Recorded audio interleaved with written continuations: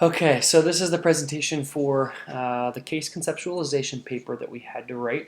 Again, I'm sorry that I could not be there for the class. I had an appointment I have in Philly that I had to attend. So this is Kyle speaking.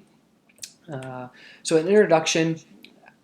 If there's one thing I pulled from this class, kind of an umbrella theme, is that the experiences that we encounter are unique to each one of us as individuals. I believe that there are influential aspects that are unique to us in the sense that I may interact differently than someone else to a particular event. So, if I experience a divorce as a child and my neighbor experiences a divorce at the same age, we may grow up to live very different lives because of that event. I may grow up to have negative influences, maybe negative relationships, where my neighbor may grow up and flourish in relationships and flourish in those experiences. Ultimately, though, I believe that change is a result of those experiences, whether or not maybe we want to admit it. Those experiences that we encounter do have a change in our lives, but they affect us differently. So that change can occur, according to Sandtruck, at a biological, cognitive, or socio-emotional level. So those can occur in different areas. I may have a biological reaction to that divorce, and my neighbor may have a cognitive reaction to that divorce. But not only do they occur in those three tiers, they can even occur at different points: early childhood, middle childhood, late adolescence, and adulthood. So, he may not have an encounter or a reaction at an early childhood, but maybe in his adulthood that divorce affects him. I may have a reaction as a middle childhood, in a middle childhood realm, and kind of get past it, or however you want to phrase that. But ultimately, there's a lot happening in our lives. There's a lot happening in different aspects, in different ways, and it's not just a one mold fits all interaction. Um, in fact, looking at all these different levels has created, a whole area of psychology, developmental psychology, and this has become the foundational building blocks for our area. So much so that theorists like Yuri Bronfenbrenner, Jean Piaget, Erik Erikson, all of these people have dedicated their lives to researching and examining how these events and stages can influence our psychological well-being. Can we overcome these encounters if we have them? How have they affected people in the past? What's the reaction? What's the outcome? And it just helps us understand who we are and how we can interact with these people. So Jane is the client that we're looking at. She's 48 years old. She's a female Caucasian. She is an employee at Waynesburg University, and she lives in Pennsylvania. You may be asking me, or thinking, why did I choose Jane? Um, I really don't have a specific reason. I think I just had a genuine interest in her life. I did, have work experiences with her, so I know her. I know some of the experiences that she has had, and she lives a pretty darn exciting life. She's traveled to many places throughout the world. She's encountered a lot of developmental milestones, has overcome a lot of things. But she also had this mysterious factor about her life that I wanted to know more about. I can't say that I chose to work with Jane because there seemed to be, some problem kind of happening in her life, and I wanted to try and pinpoint what that was, or maybe look to see if I could find an issue. I really just wanted to know why. I wanted to understand why her life seemed to be so in order, that didn't seem to have chaos around her life. For the purpose of the assignment, I think I wanted to have a little bit of a challenge there to find out, is Jane having these negative experiences and she's just so resilient that, she just has positive outcome after positive outcome, or has she lived a life of kind of bliss where she hasn't had to encounter these negative things? Just the background information, we'll look at the areas of her life that are deemed noteworthy. We'll look at influential milestones and highlights, and then we'll also cover family dynamics, education, activities, interests, etc. Just these things that kind of make Jane who Jane is. So early childhood, when we first started the interview, I thought it would be interesting to look and to see what her earliest memory was as a child. And before we look into that, I think this is shaped, and if you don't know Jane and you hear this memory, this will help you understand exactly who she is as an individual, and it's very obvious in her life today. but she lived in a three-story house. Her bedroom was on the third floor, and kind of strangely, her parents' bedroom was on the first floor. So she can remember having nightmares often as a child. So she would run down 3 flights of steps, jump into her parents' bed, and she can remember saying, "Mom, Dad, I've had this nightmare." And her parents would just look at her calmly and say, "Jane, go back upstairs, say your prayers, and you'll be fine." And from that point on, she can't remember having difficulties with those nightmares. She would, when that would happen, she would say her prayer, and then she would go right back to sleep. She grew up in a working class home. She was one of 8 children, so she had 4 other brothers and 3 other sisters. So a very big family. Her parents were married. They lived together. They were happily married. They grew up in a small Pennsylvania town. In fact, so small she can remember having only one car, and her family would travel into town really at most once per week, if that. So she didn't really live in the city. It really wasn't a bubbling neighborhood. Um, she Most of her activities would include playing outside with her siblings. She had chores, and then she would go outside and play in the river and play in the grass and go in the woods and explore. Uh, Her father was a working father, so he was kind of the breadwinner. He would go out and work all day. Mom would be the stay-at-home mom. So she kind of had this authoritative parenting style, which we'll look at here in a little bit. But her mother meant business, and she didn't have time to mess around. So if she told you to do something, you did it, or there was a punishment to face, and often that punishment was corporal punishment. So the children learned very quickly that mom means business. And then I, Jane talked a lot about chores, having chores, and I thought it was interesting to ask, were there gender specific chores that mom assigned? Because she had 4 brothers and then there were 4 girls.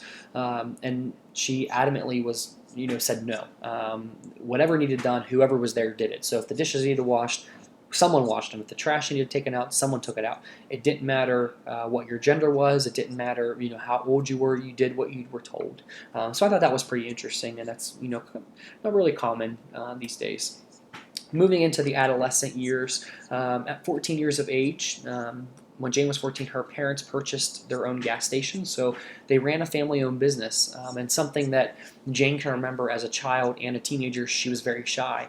But she worked at this gas station, and she can recall me thoroughly enjoying working at this place, which is kind of strange because she was shy. And you're going to have to talk with people if you're running a business. You're going to have to encounter some angry customers. You're going to have interactions. But Jane somehow was overlooked her shyness when she was here, and she just really enjoyed working there. On top of that, added responsibility, she also became an aunt. Her brothers graduated college, they got married, they had children, and they lived nearby, so she would take those children on as if they were her own. She watched over them, she bought things for them, she loved them deeply, she cared for them. So that was something that will also translate later into her life.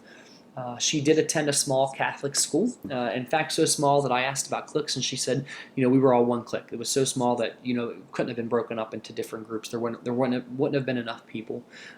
She still remained shy all the way through high school. When her teachers would call on her, even if she knew the answer, she was still very timid. Because she was afraid to disrespect authority, and we'll talk about that a little later as well. I asked her, about her interests. She did volleyball for a little bit. She really enjoyed art classes, and those are something that she still is interested in. After graduation, Jane moved to Florida. She lived with her sister. She got a degree in Pennsylvania in like a trade school. So she went down to Florida and she worked as a travel agent. She worked in ports. She worked in airline services. Anything that she could do to kind of be in that travel industry, and she really, really enjoyed that. But after a while, she was there for 10, 15 years.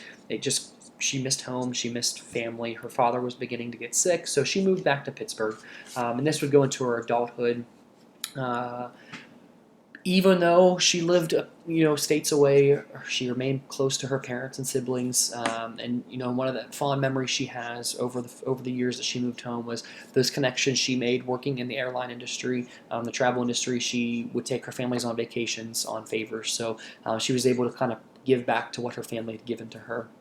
As you can see on the screen, her father passed away when she was 30 years old, so that was pretty traumatic for her. She had a good relationship with her father, and that's one of the reasons why she moved home. So that was a kind of a milestone for her there, and was pretty sad. But 5 years later, she was married. She had known her husband for many years. In fact, they worked together in Florida, and she even says they dated for about 10 years before they ended up getting married. And that was just because they both had careers. They were both traveling, so they really weren't together that often. But finally, when they moved up to PA, they were able to kind of settle down. And because she was married later than a traditional marriage, she was afraid that they might not be able to conceive. So 2 years after marriage, they got busy on a daughter, had a daughter, and then a few years later the son was born. So there's a close age range between the two children. Talking about her parenting styles with her children, she says that her parenting styles are very similar to what her parents were. She's authoritative. With that being said, she also is a little more relaxed with them. So, she has demands for them. She's very responsive to them. But if she says something and they may have a question or maybe they have a point to make, she'll let them talk. She doesn't want them to be afraid of authority. She wants them to be cooperative with authority. So she has kind of adapted her parenting style from her experiences, which I thought was pretty unique. Into physical development, we talked no abnormal developments into the adolescent areas and in adulthood or children or childhood. Something though that I thought was noteworthy was the fact that she had mentioned that she was preoccupied with body image. And Broderick and Blewett claimed that the concept of, or the body image is a concept of an attitude towards an individual's physical appearance. And she could remember being concerned about her appearance and weight as a child. Not that she was ever bullied or ever ridiculed for it, because she wasn't. She just says that she personally was always concerned of, am I active, am I fit, do I look okay? And again, a couple lines down, Broderick and Blewett just support her in saying that in the study, girls worry more than boys about appearance and weight. So that was kind of validated for her. Not that, again, that she was bullied or anything, but I just thought that was noteworthy. Into cognitive development, she can recall earning good grades, A's and B's. She graduated from high school, graduated from college, so cognitively she was, very normal. Something though that I think may or definitely was a success in Jane's life is the conflict of formal operational thought. Santrock says that formal operational thought is the final stage of cognitive development. This is where the individual faces more abstract, idealistic, and logical ways of thinking. And this is pretty evident through Jane's career choices and her actions, therefore. She says that, she was faced with staying in a job in Florida where she earned a very decent living, or returning home to care for her sick father. Most may look at that and say, like, you're not going to be able to help him in any way. He's only going to have a few short years to live. You're at a job where you're succeeding, you're making a lot of money. You may be able to help in that sense, but she made the decision to move back home and care for her father. So logically, that was, she was thinking abstractly and logically, and to her, that made more sense to go home and care for her father, which I thought was pretty interesting and was pretty cool of Jane. Something else that carries over is something called post-formal thought. And this is what Sinnott says is a cognitive stage where adults move into a higher level of thinking. Post-formal thought and informal operational thought are very, very similar. I feel as if post-formal thought is a little more advanced, so it's a half a step higher, I would say. And this is where Jane has experienced essentially, a chunk of a lifetime of experiences, so she's able to look back and reflect on those successes in her life and as well as her failures. So she's able to kind of reflect on those things, and I think that's the idea of post-formal thought, being in a point where you're able to look back and look at those successes and see how that they have influenced your life. So social emotional growth, this is where adults, according to Broderick and Blue, adults tend to spend more, become more selective in who they spend their time with. And I thought Jane fit this category in an interesting way as well. Because of her job, she traveled from place to place, lived in many states, worked different jobs. I'm not saying that she faces issues with this. I think this could be something that she may look back on and kind of regret. But, if it's meant to be, where adults are becoming more selective with who they spend their time with, Jane may not have been able to create those foundational relationships, that core group, because she was always traveling. And again, not that there's any foreseeable issues with that, but looking back, we look at, and relationships are a very important aspect of our lives. When we look back, she may have some that she's looking back on, which is great, but she may also look back and think, I spent a lot of time traveling. I wasn't able to really settle down. She married late. She didn't get to spend the time with her family that she wanted to. So some of those things may play some issues into kind of later reflection, but she's not at that point right now. So we can see that down the road. The client's environment was very nurturing and positive growing up all the way, until as far back as she can remember. She's still living with her children at home. She's happily married. They live in the house that they built together. And she appears to have healthy relationships with those whom she interacts with, despite not being able to create a good foundational core group of friends. She still is interacting healthily with other people.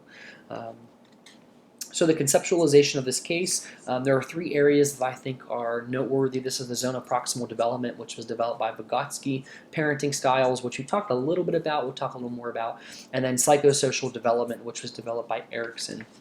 So zone of proximal development, this is Broderick and Blewett claim that the situation in which a learner is able to grasp a concept of or perform some skill only with the support or scaffolding from someone else.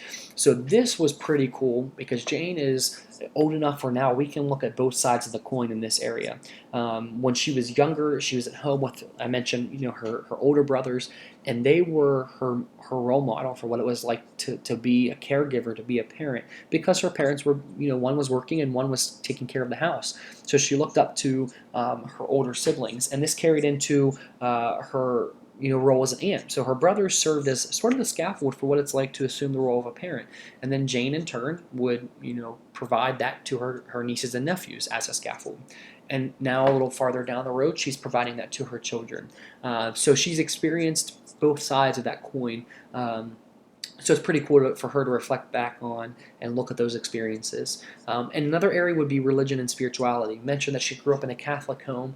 She was not pushed to read the Bible a lot growing up. That wasn't something that was like a requirement. But her parents did push core values of Christianity. So loving one another, serving others, being humble. She really didn't know why that had to be that way, but that's what her parents said, so that's what she did. And then when she gets into high school, her professors or teachers would show her why it's important to love others, why it's important to be humble, and why it's important to serve. So they almost served as that scaffold, for what her parents taught her. And then, in turn, she teaches her children. Again, all these different aspects. So parenting styles, we mentioned that her parents were an authoritative style where they're highly responsive and highly demanding. She had a great relationship with her parents and had a great experience with her parents. However, her parents did have expectations for her, and if those expectations were not met, there was some form of punishment. I think this is an explanation, or can point to why Jane was shy. Not that she feared authoritative figures, but I feel as if she maybe was fearful of disrespecting authoritative figures, and that's something that her parents instilled in her: is be respectful. You're to be respectful of elders. So Jane, knowing that, has carried that idea over to her parenting styles. She is authoritative, she would say that, but she says she's more relaxed. So I mentioned a little bit earlier that she is highly responsive and highly demanding. There are demands that she has on her children, but if there's an issue that arises, she's welcome, and she's welcome them to sit down and chat with her about that. It's not like a my way or highway type thing. So I thought that was pretty interesting that she was able to look back on that, pull the good parts from that, pull the key concepts, and then kind of tailor it to fit her role as a parent.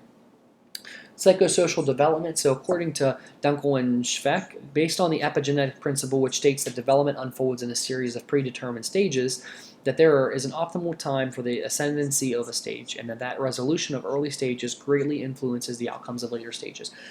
This is a really long quote, and I really like this And I immediately thought of Jane when I saw this, because Jane has lived long enough where her stages can be looked on and reflected, to be determined if they were met or unmet. And I feel like this stage is a really good transition into Eric's stages of development, where we look at these different stages and we can look and see, did Jane meet this? Did she not meet this? So we'll quickly talk about those. In trust versus mistrust, the infant is determining if the environment is a suitable place to live. Can they trust their caregiver? With the information that Jane provided, her needs were met, and she successfully gained trust in that stage. In autonomy versus shame, the individual is now beginning to take ownership of his or her behavior. They are beginning to self-govern and demonstrate that through their behaviors. So growing up, Jane was able to appropriately express autonomy. Like I said, she did have some restrictions, but she was able to play outside, make choices, become more independent. And initiative versus guilt, individuals are asserting power and starting to branch out to develop social interactions. So Jane had a leg up on a lot of other people, where she had many siblings at home, so she was able to practice building those relationships on a daily basis. And then when she transitioned to school, it only carried further. With healthy friendships in her family. She does self-report being liked among her friends as well. In industry versus inferiority stage, these individuals are starting to master educational concepts and then further their personal and intellectual independence. So specifically in regards to the example we talked about with Jane's spirituality, her teachers began to validate what it was that she was learning at home about God, and then academically she began to excel. She graduated high school, got a college degree, got a great job. And the identity confusion stage, individuals are beginning to discover kind of who they are and who they want to be, what they want to do with their lives. And growing up, Jane had dreams of traveling, and she structured her life to chase those dreams. She was supported by her friends and family, and then even graduated and left to pursue those dreams. In the intimacy versus isolation stage, individuals are tasked with forming intimate bonds. And like I said, although this may be sort of an issue for her, she did find intimacy a little later in life than traditionally. It was 35 when she got married, but nonetheless, she was married, had children, and they're still happily together. So I would even say that was a successful transition. In the generativity versus stagnation stage, individuals are concerned with helping the younger generation. I think this is a pretty cool area as well, where Jane is now investing into her children, and raising those children in ways that they'll be productive citizens to society. So her contribution to helping the younger generation is for children, essentially. Lastly is the integrity versus despair stage. And this is where the individual reflects on the past to determine if their lives were well spent. Jane will soon kind of transition into this stage. She's not there yet, but she'll live her remaining years looking back and determining whether or not she's lived a successful life. And I feel like she will have success in that stage as well. So for a review, she seems to be healthy physically, emotionally, and psychologically. Her needs are met as a child. We just went through the stages that Erickson lays out. She seems to be a very, very healthy individual.